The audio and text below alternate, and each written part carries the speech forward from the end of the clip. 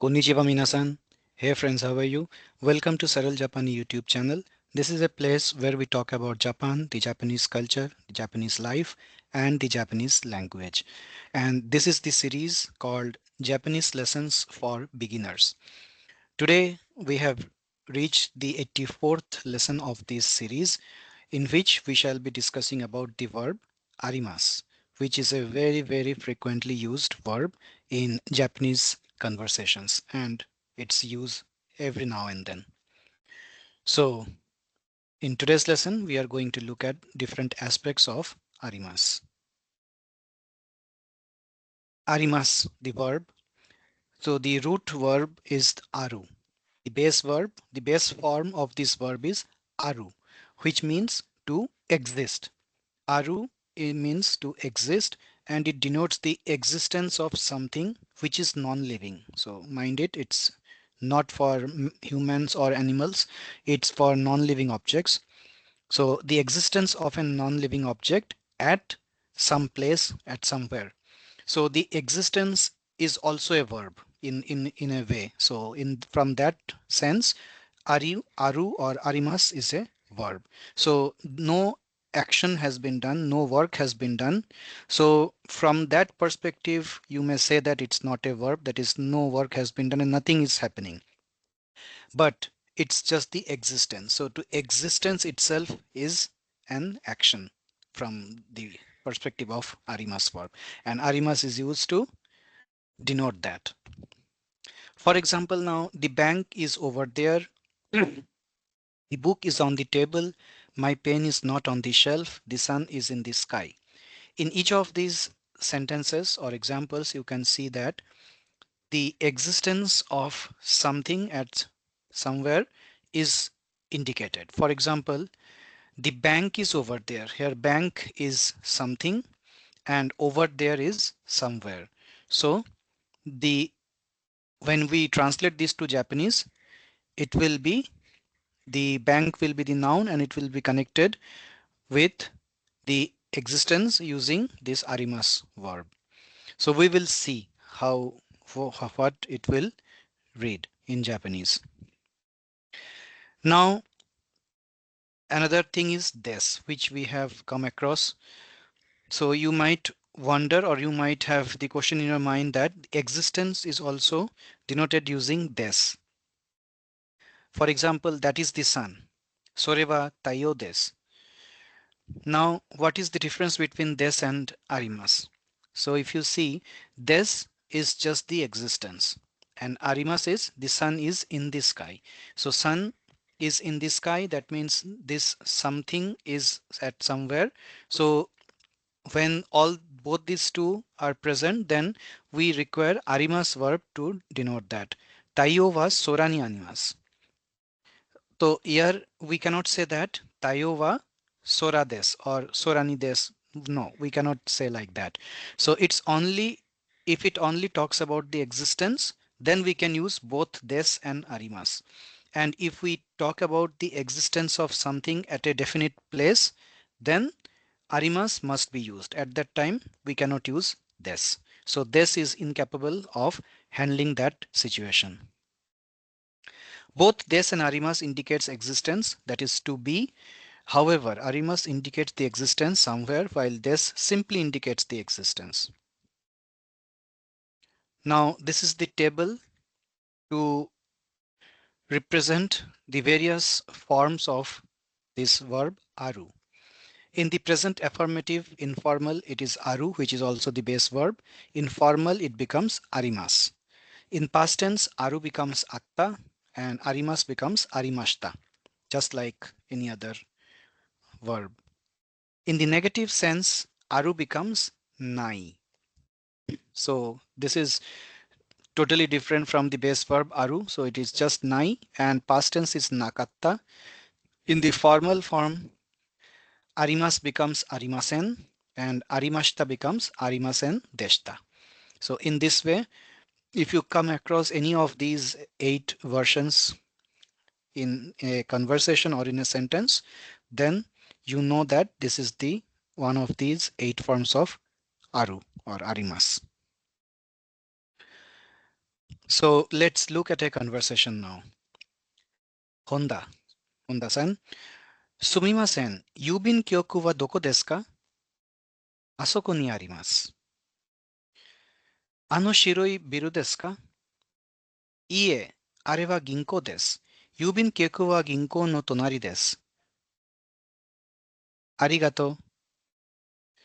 So, what does this conversation indicate? So, you might have got some clue. Sumimasen, yuubinkyoku wa doko desu ka? Asoko ni arimasu.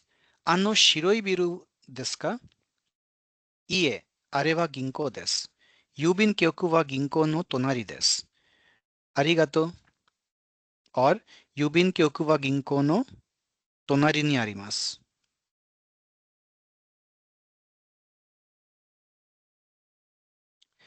So let's look at these sentences. So sumimasen, yuubinkyoku wa doko desu ka means excuse me, where is the post office? Yuubinkyoku is the post office. So now here we have used doko desu ka, which is commonly used, but doko ni arimasu ka is also correct here. So someone is asking about the existence of the post office, the location of the post office, that is the existence of the post office. So both doko desu ka and doko ni arimasu ka is okay to use here. So the answer is asoko ni arimasu. It's over there. And also asoko desu is also correct. So why correct? Because in the last slide we have seen that when there is no specific location indicated, no specific place indicated, in that situation both desu and ni arimasu holds good. But if it is mentioned to be a specific location, in that case we cannot say desu, it should always be ni arimasu. So asoko desu, it's over there. Asoko ni arimasu, it's over there, or it lies over there, it exists there, it stands over there. So asoko ni arimasu is a better explanation than asoko desu. Desu is very generic. Desu is very generic, but ni arimasu, it definitely tells about the existence at some place.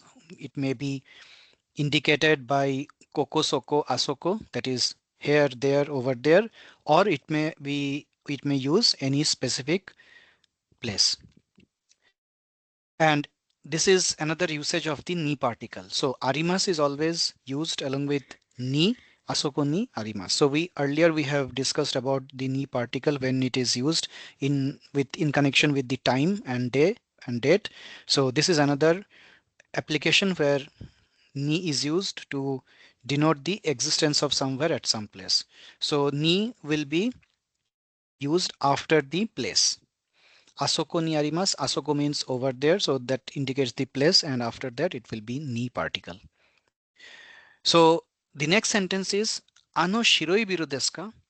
Now shiroi biru means white building. Biru, this is basically the katakana form. So building is called biru, and shiroi means white color. Now you can see here it's not shiro, it's written as shiroi because this is the adjective form of white. Ano shiroi biru, that white building. So is that the white building? Ano shiroi biru means that white building.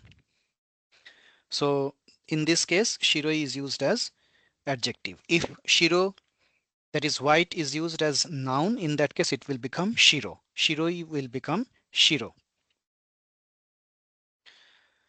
So now, is that the white building? What Tanaka-san replies? Iie, areva ginko desu. No, that is the bank. Areva, koreva, soreva, areva. So areva is, oh, that is the bank when it is at a distance from both the speaker and the listener. Areva ginko desu. Yuubinkyoku wa ginko no tonari desu. Or yuubinkyoku wa ginko no tonari ni arimasu. So here again, both desu and ni arimasu holds good. And tonari means next. So the post office is next to the bank. No, that is the bank. The post office is next to the bank, or it lies next to the bank. So this is what the conversation is, using doko desu ka, doko ni arimasu ka, and in the answer asoko desu or asoko ni arimasu or yuubinkyoku wa ginkou no tonari desu or tonari ni arimasu. Now to recap, arimasu is a verb that is used to indicate the existence of an inanimate object, that is non-living object, at or over a definite place. So noun, n is noun, noun wa koko soko asoko desu. So and noun wa koko soko asoko ni arimasu. So both des and ni arimasu is okay here because there is no definite place indicated, and this means n is here for koko, n is there for soko, and n is over there for asoko. So in this structure both des and ni arimasu holds good. No definitive place, so both des and arimasu hold good. Now when a definite place is defined, only ni arimasu can be used. En wa p ni arimasu. N is at or in or on p.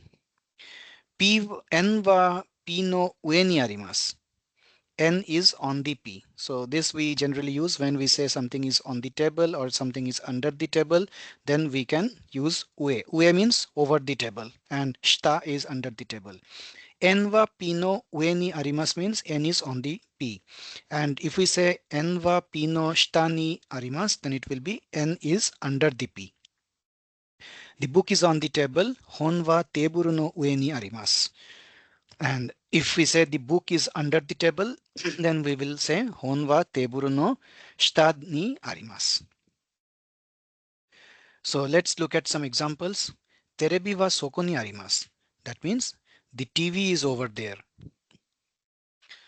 Terebi wa soko desu. Same thing, TV is over there.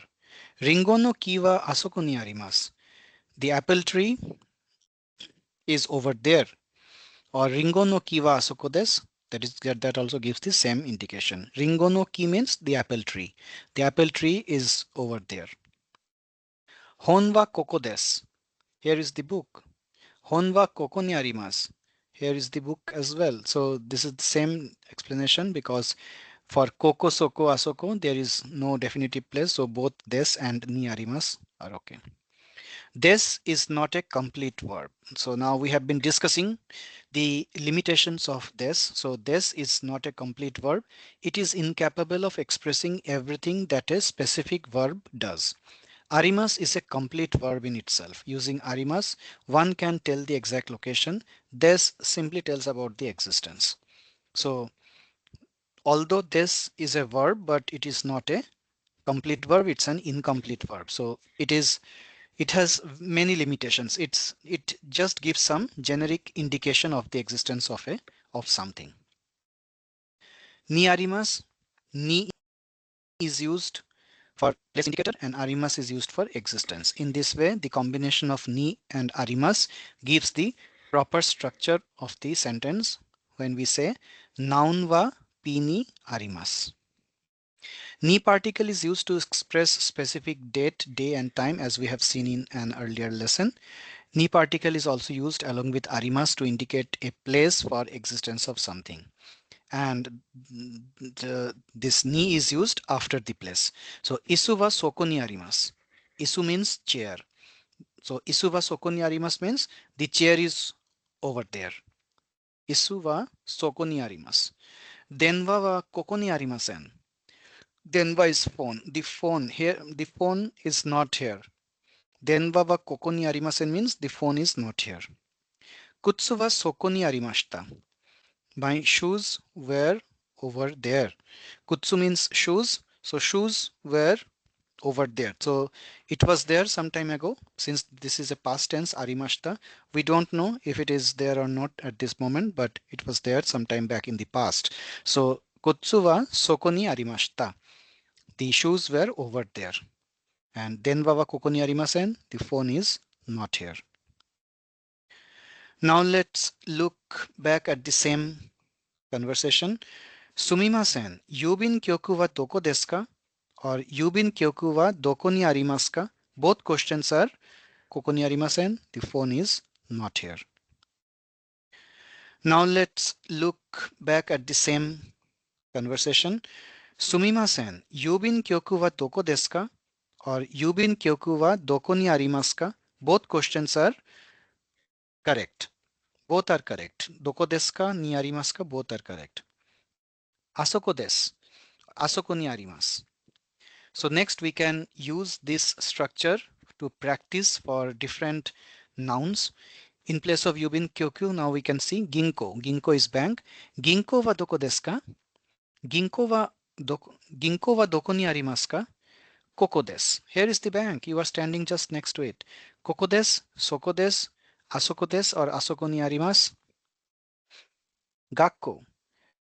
Gakko wa doko desu ka? Gakko wa doko ni arimasu ka? Asoko desu.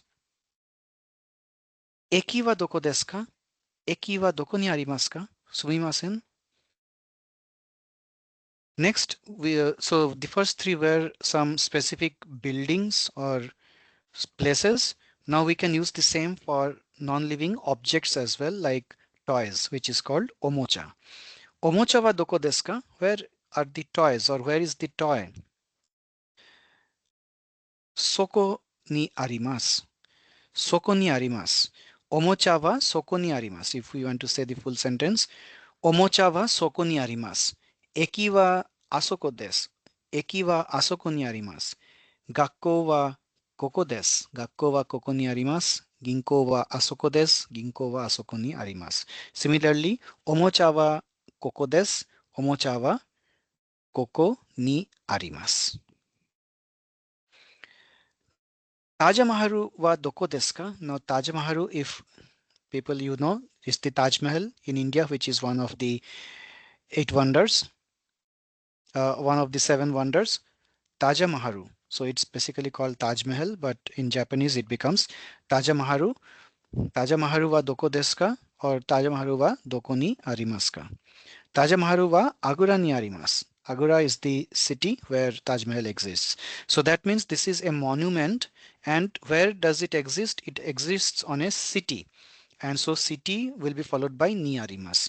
So noun wa place ni arimasu. So Taj Mahal wa Agra ni arimasu. So this will not be applicable here, as just we said, because this cannot be used to indicate the existence of something at a specific place. If it is a generic form and not a specific place, then it can be used, otherwise not. Playground. Playground is written like this because we don't have the la sound in Japanese. So pureground. Pureground wa doko desu ka? Or pureground wa doko ni arimasu ka? Playground wa gakko ni arimasu. That means the playground is in the school. The playground is in the school. The playground is inside the school, or whatever. So playground wa gakko ni arimasu. So both are places, but still we can use ni arimasu to indicate the location of one place inside another place. Similarly, Mumbai is in India, so we can say Mumbai wa Indo ni arimasu. So here both are place. Both noun and place becomes now place. So this is noun. In fact, both are noun, but both are representing place. So for this case also we can use ni arimasu. Mumbai wa Indo ni arimasu.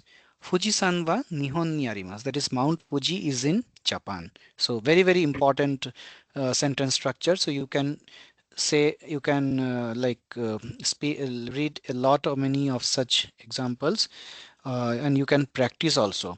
Fujisan wa Nihon ni arimasu. Sahara desert, you already know. So Sahara wa Africa ni arimasu. So in this way you can practice using different names and different places, different destinations, and where do they exist, and lot of practice you can do. The more you practice, the more you speak, the more you write, the more fluent you will become, and after that it will be very easier for you to grasp the things. Like if you keep speaking, keep telling doko ni desu ka, doko ni arimasu ka, so these getting embedded in your mind, so you will not forget easily. So practice is very, very important. So friends, that's all for today. Today we discussed the verb arimasu, and in the next lesson we shall bring you something new. So thank you very much for watching this video. Till we meet again, arigatou gozaimasu. Mata aimashou.